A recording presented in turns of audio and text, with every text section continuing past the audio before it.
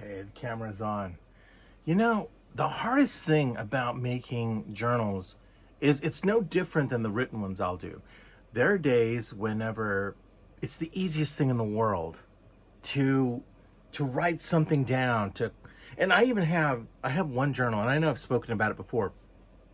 It's just a daily reference point one. These are the things I did. This is what I accomplished. It's primarily a positive one. And even then, just like making videos, there are points whenever I am not motivated to want to do that. And this was a conversation that I had a few days back talking about motivation, just talking about staying in the game and trying to get things done. One of the most difficult things this year has been for me to just stay on target. And there is no shortage of things that I'll see online that I just can't wrap my head around, where I will see people being able to make exponential amounts of progress or work or creations, whatever it is. And then I, probably like a lot of other people do, I end up comparing myself to them, to their account, to their output. And I begin to wonder, do I even have access to a muse anymore? Do I have the drive within me? And it's only occasionally a worrying thing, but it is something that gives me pause to think. I like creating, I do. But I even earlier over here at the other workstation had a bunch of stuff laid out to work on a video. And a lot of times whenever I feel stifled or maybe just a little bit messed up, I'll go places, I'll do things. I went back to the Kansas City Zoo not that long ago. Actually saw the Parade of Hearts. That video was uploaded just a few days ago. So there's been no shortage of cool things and interactions. I've hung out with friends. I'm actually going to, on Monday night, I'm going to go see a wrestling show. And none of this is like where I'm bragging. That's not where I'm coming from. I just happen to have family and friends that like to do a lot of stuff, and sometimes I'm invited along, and that's always really fun. But even amidst all that, there are times, multitudes of times, that I still can't. I'll witness something, I'll be part of something, I'll see something, even a show, and afterwards I struggle to find the ability to rise to the occasion, to consistently want to create. And I told myself this year that I was going to take time off. I was just going to relax. I was just going to focus on, well, number one, finishing this studio, because it's never really been finished, and it's been years and years and years. And there's multitudes of plans for the other half of it, to going back and rewriting and redoing a lot of my previous work so that it fits more where I am now. There are so many things that I also understand, and having talked to a lot of other creators and just people that aren't even really within the art world, about just day-to-day life, where we're heading, what's going on, what does the future hold. Some of this, if I can get a little personal here, is the challenge of watching your parents get older. Now, I'm very lucky in that both of my parents are still alive. And I say that with a small grain of salt, because as I was talking to a good buddy of mine the other day, we were texting back and forth about our parents. There's a lot of similarity, and this is something that maybe some of you may be able to understand. My parents they're fine, but they're going through their own things. Like my father specifically has health issues, and my mother has definitely the beginning onset of dementia. If not, it's progressed pretty far. And it's a lot of the short-term memory and things like that. And that raises a lot of difficulties.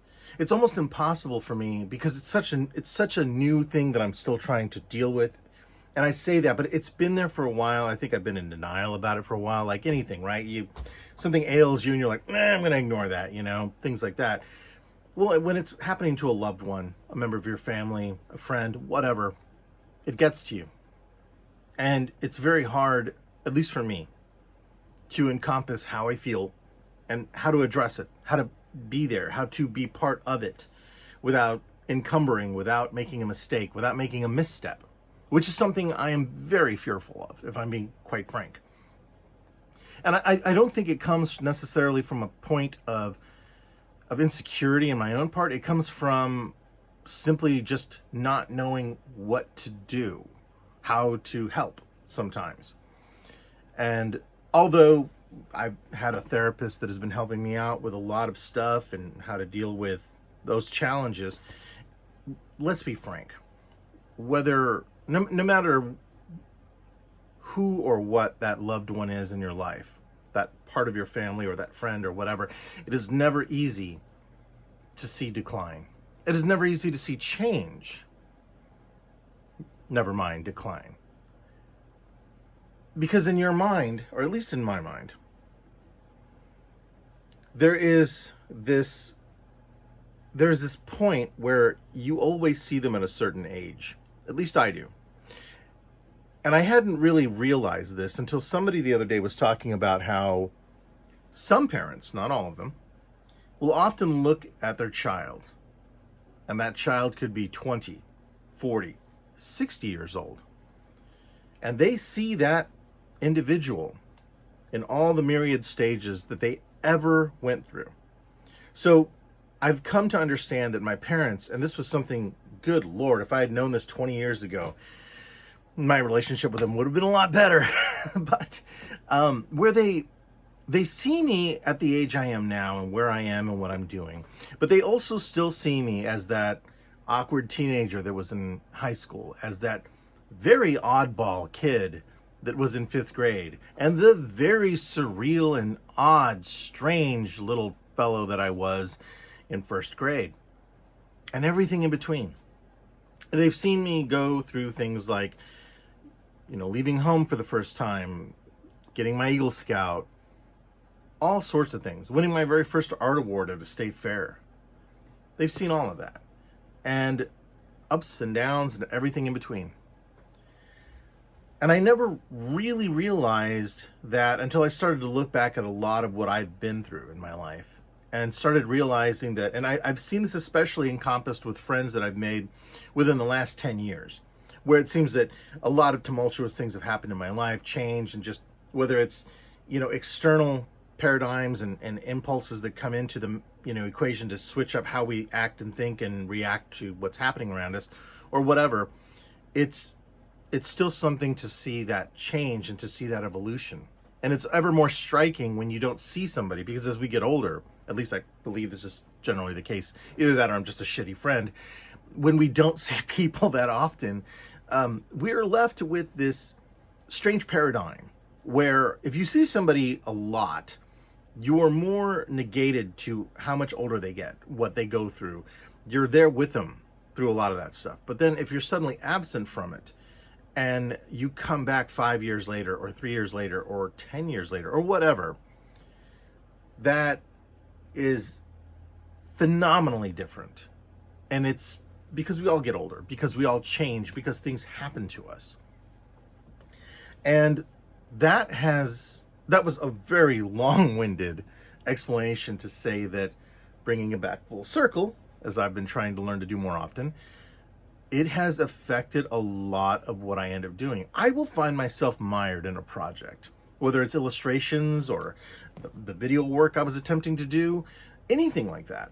And I find myself locked in a zone where, although I am presently creating, I find myself outside of that thought process, much to my chagrin, and unable to really execute what I need to get done as efficiently as I would. It's one of the reasons why I struggled so much for a long time in a lot of different careers. There were some that didn't really facilitate, an issue, and I was able to get through it, and I was able to enjoy the work and do things.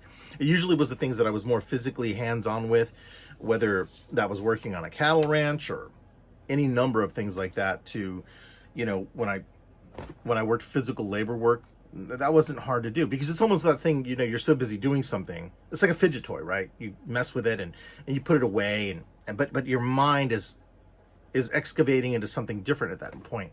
and you're able to kind of process through things. But anything that requires more mental acuity, more mental focus, I pine for the days of being able to lose myself within something and really get it going. And thankfully, though, I've had some projects like that. I did a series of horror illustrations recently that, thank God, my buddy Ben asked me, in fact, just to do some more today, which I was just actually about 30-40 minutes ago, and I was elated. Because when I did those, it took me back to the 80s, it took me back to the 90s, which in that case, the nostalgia drug was definitely needed. And it helped me kind of sink into it and really enjoy it. I did some work actually for my buddy Terry not that long ago, and he, it's right here. I've got them displayed right here. This was something I got from him. And this little beauty, if I remember right, was hand cast. And that's even my little shirt I designed for him. And I'm going to set you right here, Mr. Godzilla. And I love that thing. And it wasn't just because, when he offered that, I of course jumped at it. This is amazing.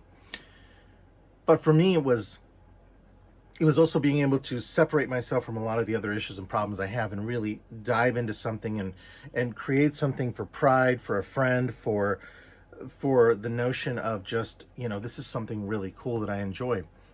And so I guess what I'm saying is, when I'm bringing this all back around, I'm at a weird crossroads in my life where, and I believe I've spoken about this before, so pardon me if this comes off being so repetitive, but these journals were really intended to be a personal record, an answer to counter possible memory issues down the road if they are indeed genetic, which would be horrific. But maybe these would be some sort of alleviation if I needed it later. I'm going off on a tangent. But the point I was trying to make was that when I create things now, I'm looking more toward the act of enjoying and being in the moment. But it's a scary parallel to me that also runs for the moments that I am in discomfort or not prepared for something. When it comes to the mortality of my parents and seeing what they're going through, it is, of course, disturbing and saddening. It's nothing new. It's what we go through in life. And I guess the reason I'm recording this is because sometimes, and this is going to seem so odd, so this is sort of meta here, right? Not a Facebook reference. Looking at myself on the monitor, recording this back, it's not only a record I can look at in a year or so when things will probably be very different for me. It also allows me to get it out in a way that the written word does not. And I really think to myself that along the way, where I would often lambast myself for waiting to get projects done, for going back and redoing something, it's because not just through therapy, but through life experience, I have found myself opening up in ways I never thought I would to myself. Being honest, being very open about experiences and what a story means to me. Some of the most personal work I have is something I've been editing and dabble online here for the last few days. It's a re-release to a degree of a book of poetry, and every bit of it is very personal. I'm trying to work on the footer notes that basically tell the backstory of each work and where I was when I created them. And in doing so, I went back and looked at not only how much I had changed, but why exactly those moments of poetry were so poignant and strong for me.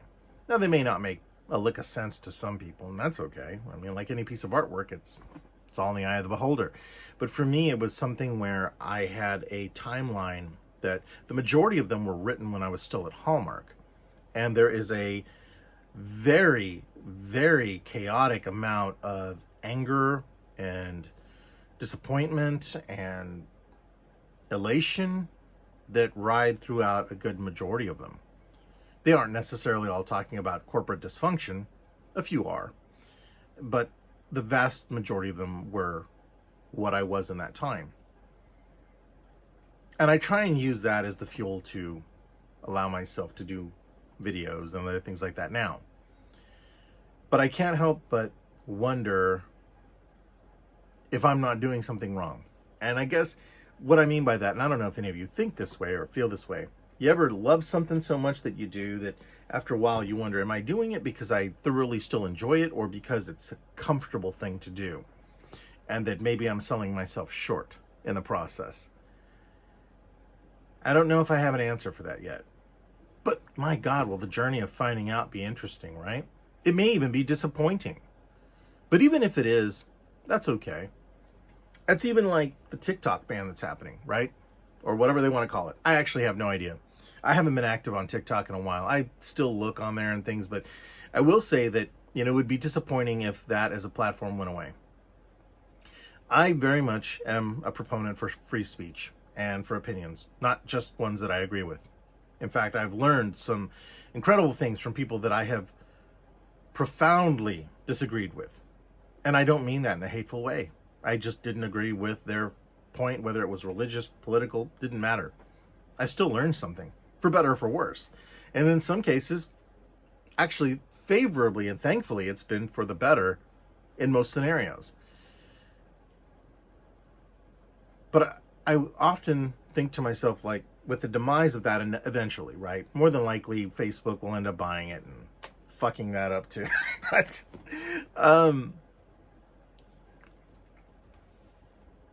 I think what's been the most important thing I've taken out of all this is that, in a strange way, I'm actually rather enjoying being uncomfortable with what I'm discovering and what I'm learning and what I'm moving forward with.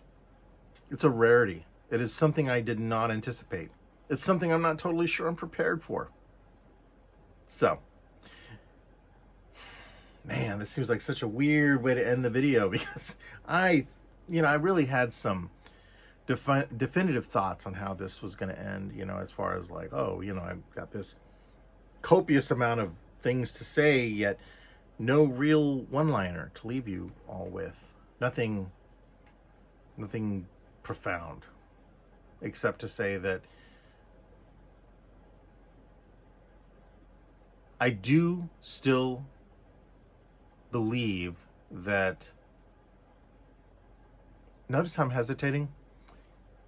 I do still believe that I have the creative spark within myself to do things. But I do wonder if that creative spark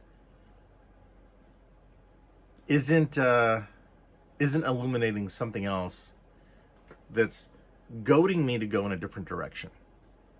And that gives me pause to think. And it makes me appreciate life all the more. Because one of the things that I realized early on was that life was never supposed to be dictated. It was never supposed to be formulated. It was never supposed to shoehorn anyone into anything. That's not how the natural world works. It's not supposed to be that way. We have civilized ourselves into essentially putting ourselves within confined restrictions and boxes and delivery and methodologies, whether that's in performance or mental acuity. It's all the same. And so maybe I guess what I'm looking for is just making sure, although I hate to think that I'm doing this for validation, I would like to think that I'm doing it moving forward because I educate people, I maybe make people laugh or think, and that by telling stories, my experiences, fictional stories that I create, whatever, that maybe I'm making the world a better place. And that's exactly the reason why I brought up the fact that if something like TikTok goes away, it's a loss in one major way. There's less communication, there's less storytelling. there's less of a presence that will be concentrated onto a platform that allows for ease of access and sharing. Social media, the internet in general, is an amazing thing. Even being able to record something like this is really pretty wonderful. When I was a young kid, I always wanted to be on TV. And although I've had some brushes with that, I'm far more happy to be producing my own stuff and doing it on my own accord. So, and with that, it's been really nice to make it up to 208 subscribers. I do want to say that. So thank you for everyone that has done that. Hi, Mr. Radar. My cat finally decided to come over here and say something. I'm not going to pick him up. He was getting all weird about his food. So with that, I'm going to go ahead and let you guys go and get back to work. I feel better now. I'm going to go ahead and work on my video. It's a book review, and another book review. I have another one coming up. This one is kind of cool. It's about books and records, and I think you guys will like it. I have some weird oddities in there, so I've been kind of figuring out some ways to add some new things in that, and I'm kind of excited about it. I think you guys will like it. It's been surprising. The book review stuff and like the tools have been like the best viewed videos on here, even though I get some hate, and I've gotten some comments that had to be deleted. I normally leave most of them on there. It's interesting how opinionated some people can be about books and tools, and just the cross pollination of that is weird. Anyway, yeah, it's really, I don't know what's going to happen if I do. I actually have a book on tools. I have a couple of them. I have no idea what's going to happen when those happen. The earth will collapse or something. I have no idea. Anyway, thanks for watching, guys. I sincerely appreciate it. And I sincerely appreciate everyone that interacts and watches these videos for what it's worth. I know my channel is small, and I know that my content comes out erratically now because of a lot of things going on, but still going to keep on doing it. My goal, I'm going to finally say this out loud because I have it pinned up over there, is to maybe hit 1,000 by the end of this year. I have no idea if I'm going to pull that off, but I figure if I'm making 3 videos a week, maybe I can do that. Anyway, thanks so much, guys. Sincerely. From the bottom of my heart, I really do appreciate that. And for any of you that made it to the end of the video, thank you so much. I accidentally just popped my cat in the head. I am so sorry. Do you want on camera, sir? Mr. Radar. This is Mr. Radar. Sir. We'll catch you guys next time.